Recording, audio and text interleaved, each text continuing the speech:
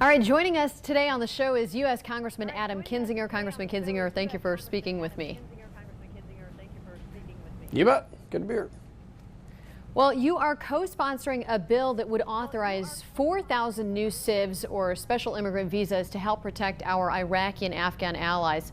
As someone who was stationed in Iraq, tell me how important this legislation is in helping those who put targets on their backs to help us.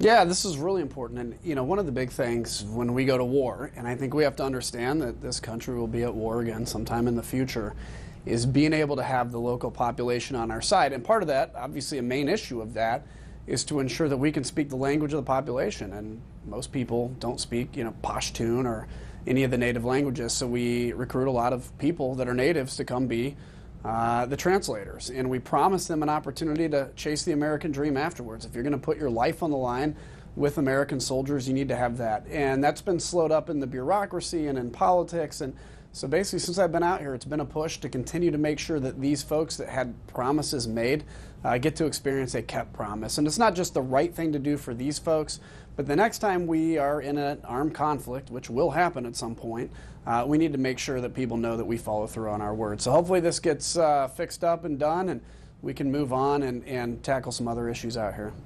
I want to talk Mueller because he did not go quietly. Some could say it was strategic, making a statement while Congress was on recess, let it breathe a little. But what ended up happening, even though he said he had nothing further to say outside of what was in his report, people are now dissecting his statement. I don't see this going away. What do you think is next?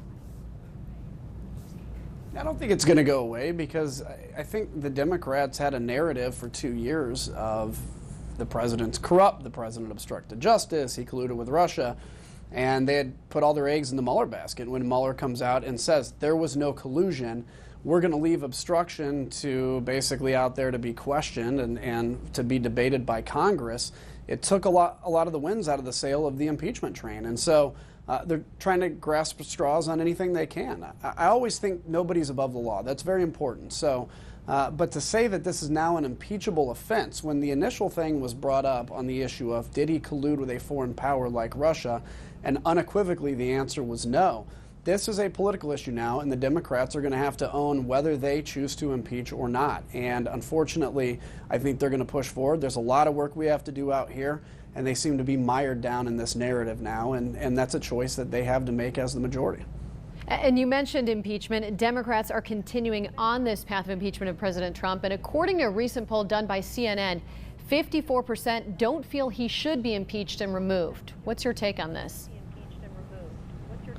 Yeah, I think that's not a surprise to me. It was the same thing when the Republicans made a mistake and impeached President Clinton. Yeah, the public looks at this and says, look, if the president makes massive violations of the law, then of course he should be impeached. But in this case, where there was no accusation of a violation of the law, and it is obviously a political move, were there some improper things done? Of course. There's stuff that we've been very clear about. But to say now this moves to basically negating the will of the American people to make Donald Trump their president is a bridge too far in many people's imagination. And so look at it and go, it's going to be a political issue now. And if the Democrats go down this path, I think it's going to ensure Trump's reelection.